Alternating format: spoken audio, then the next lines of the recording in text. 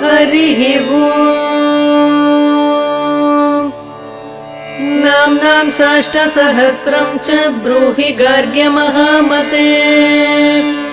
महालक्ष्म्या महादेव्या भुक्तिमुक्त्यर्थसिद्धये।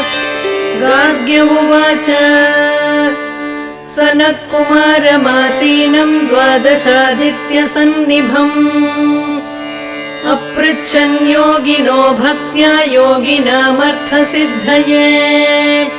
सर्वलौकिककर्मभ्यो विमुक्तानां हिताय वै भुक्तिमुक्तिप्रदं जप्यम् अनुब्रूहि दयानिधे। सनत्कुमार भगवन् सर्वज्ञोऽसि विशेषतः।